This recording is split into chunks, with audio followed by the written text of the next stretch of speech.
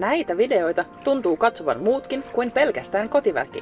Ja viime kuussa oli vähänlaisesti purjehdusta, niin tehtiin vene-esittelyvideo.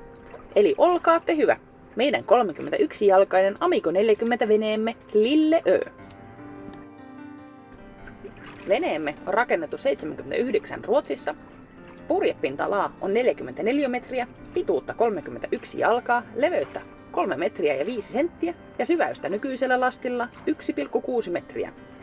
Veneessä on täyspitkä köli ja pyöreä perä. Aikanaan venettä mainostettiin täydellisenä veneenä Atlantin ylitykseen. Ja nyt ylityksen kokeneena voin sanoa, että kyllä kelpasi mennä.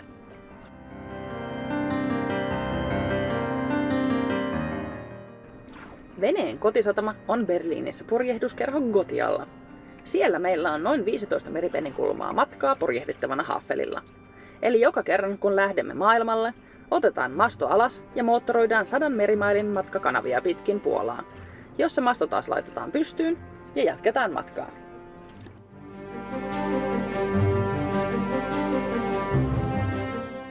Isopurjeessamme pinta-ala on 21 neliötä ja siinä on 3 reiviä.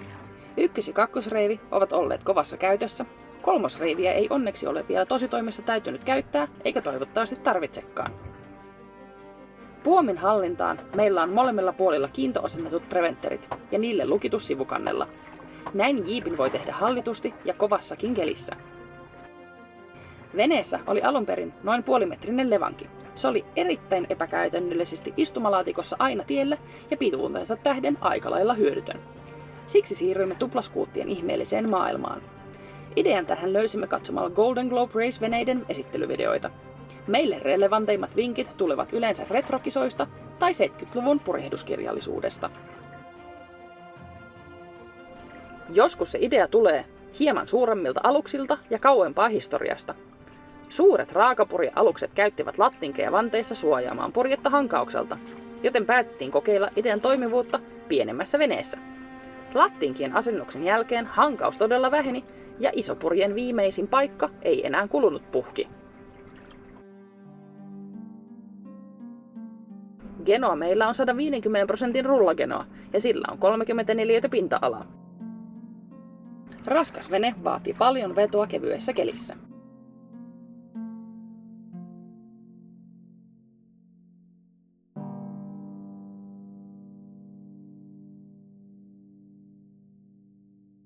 Staysail on meillä sisemmässä etustaakissa ja kiinnitys tapahtuu pistoolihakojen avulla. Jälkiasensimme irrotettavan etustaakin ja ollaan tykätty tämän tuomasta modulaarisuudesta purjepinta-alaan. Tosin, jos tehtäisiin tämä remppa nyt, tulisi sisemmäksi staakiksi rullapurje Dyneema etuliikillä, sillä kelin koventuessa keulaan asti seikkailu purjen vaihtoa varten ei ole aina mieltä ylentävä kokemus. Myrskyfokka on pakattu mukaan, mutta se ei ole nähnyt vielä edes päivänvaloa, testausta lukuun ottamatta. Keulassa on nähty myös erikoisempia viritelmiä, kuten tässä näkyvä riippumatto. Riippumatossa on mukava loikoilla ja ottaa vaikka päiväunet.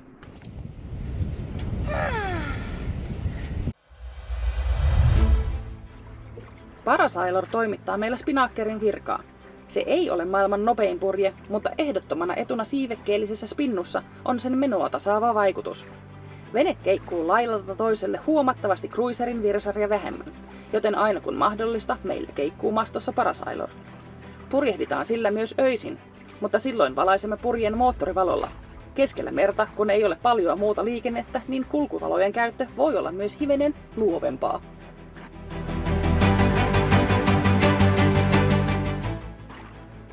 Purjeet, jotka eivät ole käytössä, on säilytty kannelle purjeiden hautausmaalle. Siellä ne säilyvät hyvässä suojassa sateelta ja UV-säteeltä, ja ne on helppo ottaa käyttöön sen suuremmin painimatta. Lisäksi purjeiden hautausmaan päällä on leppoisaa oleskella sään niin salliessa.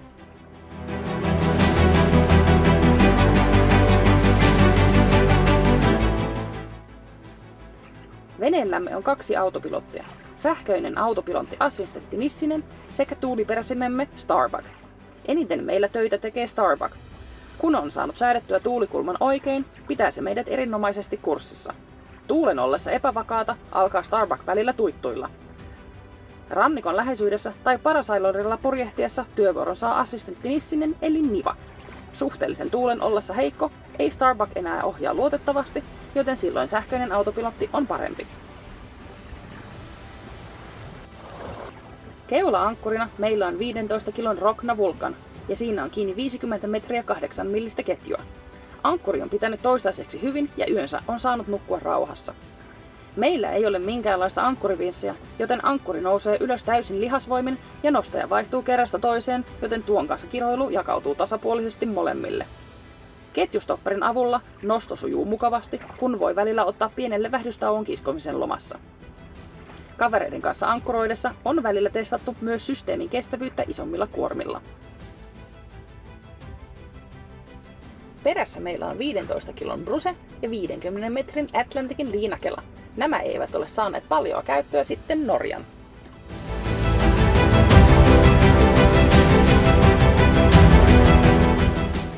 Lille on sähkön suhteen aika omavarainen. Tänä vuonna olemme olleet vain kerran kiinni valtakunnan verkossa, kun olimme pari päivää Guadalupeella karnevaalia katsomassa.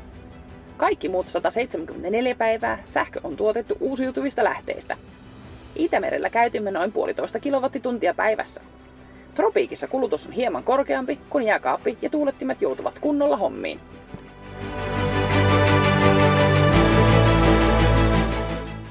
Seuraamme sähkönkulutusta tarkasti veneen Victron servojärjestelmällä.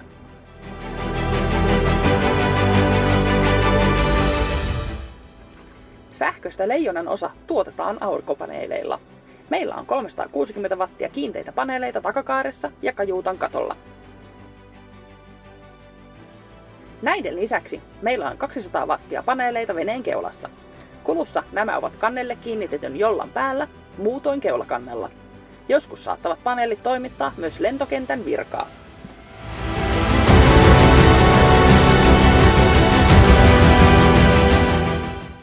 Näiden lisäksi meillä on 300 watin mastoon nosteta Flinseille, jolla saamme hyvän lisän sähköä ollessamme ankkurissa. Flinnit tuottivat paremmin Itämerellä, jossa aurinko on hieman matalammalla, mutta myös Karibialla näille on ollut paljon käyttöä.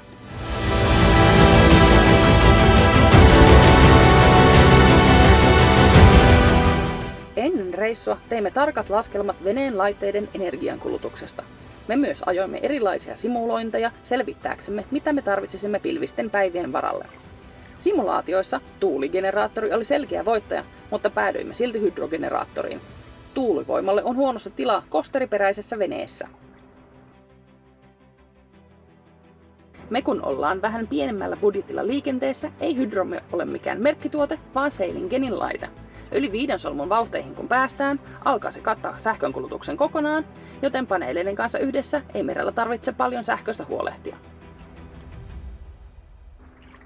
Moottori on Janmarin 3 GM30F ja se on tietojemme mukaan asennettu veneeseen 2001. Kun me ostimme veneen, oli moottorilla käyttötunteja 165, mikä voi noin suunnilleen pitää jopa paikkansa veneen historian vähätuntien. Nyt moottoritunteja on 986.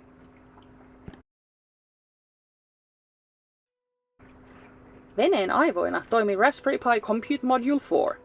Se kytkeytyy veneen NMEA 2000-järjestelmän suomalaisen HATLABSin hatulla ja hoitaa kommunikaation erilaisten epäyhteensopivien järjestelmien välillä, esim. Komentaessaan tarvittaessa autopilottia Seatalkin yli. Signal K pitää veneemme sähköistä logikirjaa ja avomerioloissa printtaa siitä paperikopiot kuittiprinterillä. Rutiinikirjaukset, kuten moottorin käynnistykset ja ankkurinostot, tulevat logikirjaan automaattisesti, jolloin itse voi kirjoitella muita sattumuksia näppärästi kännykällä. Signal K myös kommunikoi ulkomaailman kanssa, päivittäen veneen sijaintia No Foreign Land ja Marine Traffic-palveluilla, ja työtti meidän veneemme omille kotisivuille. Veneen keräämä säätieto siirtyy myös Windyyn aina kun vene on linjoilla. Olemme automatisoineet Signal K:n avulla veneen eri järjestelmiä. Veneen kulku- ja ankkurivalot menevät automaattisesti päälle yöksi sen mukaan mikä on veneen tila milloinkin. Ja meillä on avainperäisimmässä kaukosäädin, jolla saa veneen kansi- ja sisävalot päälle kun tulee jollalla kotiin auringon laskettua. Veneessä on aikalaja ruuvin langattomia sensoreita, joilla saamme seurattua niin jääkaapin lämpötilaa kuin vaatekaapin ilmankosteutta. Näiden paristot kestävät meidän käytössämme noin 2 vuotta. Navigointiin meillä on Samsungin teollisuuskäyttöön tarkoitettu vedenkestävä Android-tabletti. Siinä ajamme Orkan navigointisoftaa.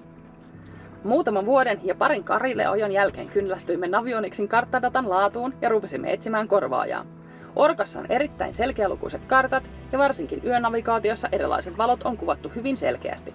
Täällä Karibialla niin valoja kuin merimerkkiä ei paljoa näe, mutta esimerkiksi pimeällä Kööpenhaminaan saapuessa tästä oli huomattavasti hyötyä. Samoin Icemaalien seuranta on Orkalla erittäin helppoa.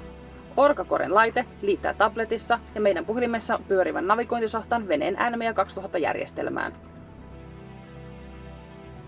Orka myös osaa ymmärtää veneen polaarit, joten reititys onnistuu niin, että siinä otetaan purjeveneen ominaisuudet hyötyyn. Halutessaan Orka voisi jopa suunnitella jokaisen vendan. Orkan vuositilauksella saa kaikki palvelussa olevat kartat, joten olemme samalla maksulla ja samoilla kartoilla pääseet purjehtimaan Lapista Venezuelan rannikolle. Toissa vuonna vielä tarvitsimme Navionicssia Virossa, mutta senkin on nyt ilmeisesti katettu.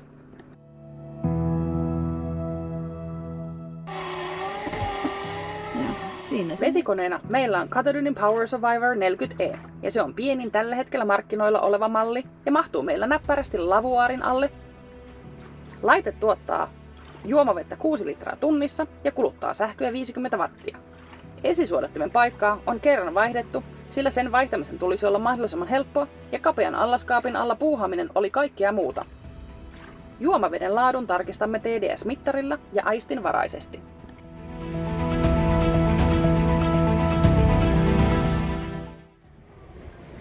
Oikein hyvä vuosikerta.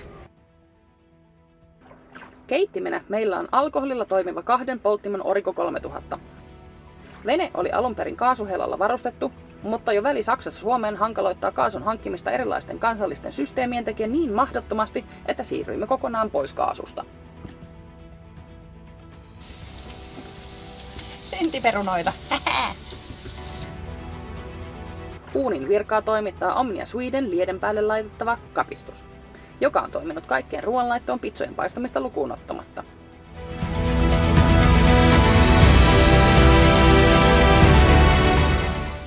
Vettä tulee keittiön 3 hanasta: merivesi, tankkivesi ja filteröity tankkivesi.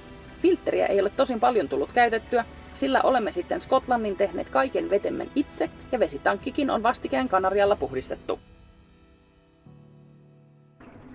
Pieneen veneeseen saa stuuvattua melkoisen määrän muonavarantoja, kunhan käyttää hyväkseen kaiken tarjolla olevan tilan. Tilava pilssi on ehdoton etu meille. Lattialautojen alle menee kori, jos toinenkin olutta, vettä ja oliiviöljyä. Tämän lisäksi molempien sohvien sisäosat on pyhitetty ruokatarvikkeilla. Styrburin puolella on kaikki aktiivisesti käytössä olevat ruuat näppärissä muovilaatikoissa ja paapurin puolella onkin sitten täyttöpakkaukset useammassa Smart Storen laatikossa.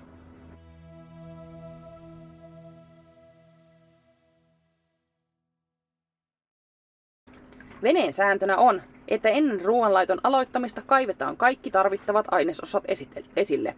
Keski-Atlantin Alepasta kun ei pikaisesti käydäkään hakemassa puuttuvia tuotteita, vaan tällöin on joko muokattava reseptiä tai keksittävä jotain muuta syötävää.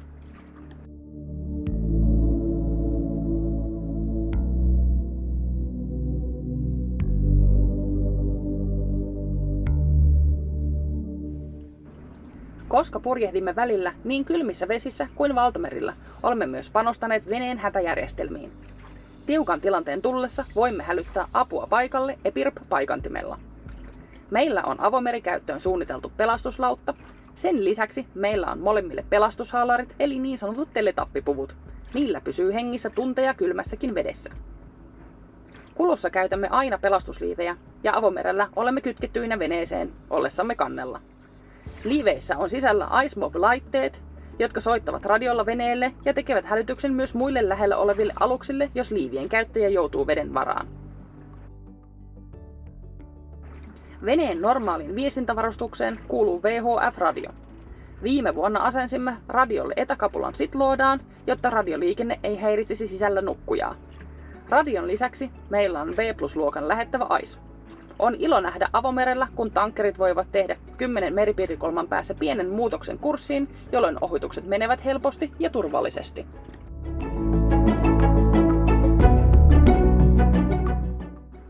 Avomerioloissa viestintään meillä on myös Starlink. Tämän avulla pystymme lataamaan päivittäiset säätiedot ja päivittämään veneen blogia myös keskeltä Atlanttia. Ja onnistui valtamereltä myös jouluaaton videopuhelu perheen kanssa. Karuselli saatana. Starlinkin varalaitteeksi on Garminin InReach. Tällä pienellä kapulalla voi lähettää satelliittiyhteyden yli tekstiviestiä ja sijaintitietoja. Se tulee meille mukaan myös vaelluksille paikoissa, joissa ei ole kännykkäyhteyttä.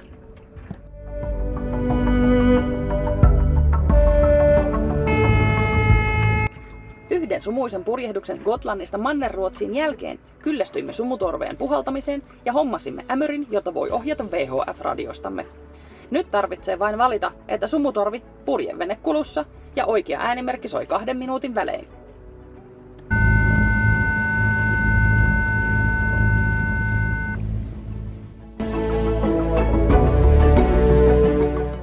Me nukumme joko keulapiikissä tai salongin meripunkissa. Keulapunkassa satamassa tai ankkurissa ollessa ja salongin puolella meripunkissa, kun ollaan kulussa. Kulussa ollessa kapea sänky on paras, jotta isokaan merenkäynti ei saa putoamaan sängystä, joten keulapiikin leveä sänky ei ole optimaalinen. Sisätiloissa oli aiemmin ruokapöytä, jonka ääreen mahtui 8 henkeä, mutta kaksistaan se oli meille aivan liian iso.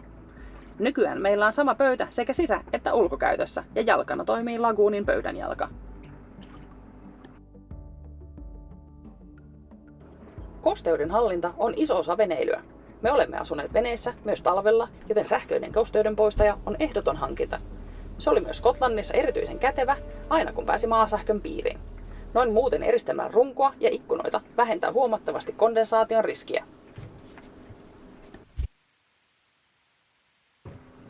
Koska ollaan vähän vanhempi vene, oletamme joutuvamme tuostakin huoltohommiin, joten työkaluja ja varaosia riittää. Toistaiseksi olemme onnistuneet pysymään huollossa aina riittävän aikaisessa, joten matkan aikana ei ole suurempia havereita sattunut. Tätä tehdessä tosin kiroilemme kenkkuilevaa jääkaappia ja korjaajaa, joka tulee paikalle sikäli kuin mikäli muistaa.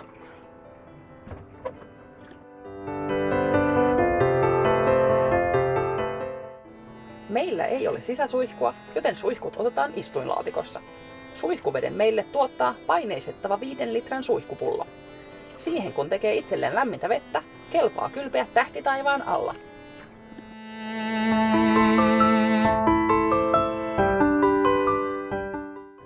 Vessamme on hyvin kompakti.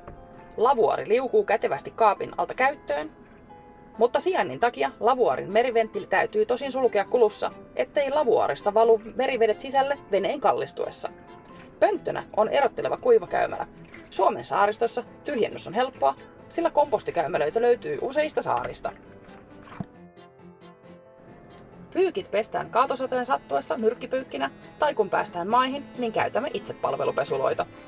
Pitkällä ylityksellä ei paidat vaihdu välttämättä kovin tiuhaan, joten pyykkiäkin tulee vähemmän. Atlantin ylityksen jälkeen oli parasta Sainte Annen Ankkurilahdessa sijaitseva ravintola, jonka likellä oli pesula. Sillä mitäpä muutakaan sitä kaipaisi ylityksen jälkeen kuin jonkun muun tekevää ruokaa ja pesukoneen. Dinginä meillä on itse tehty jolla malliltaan Spindrift S9.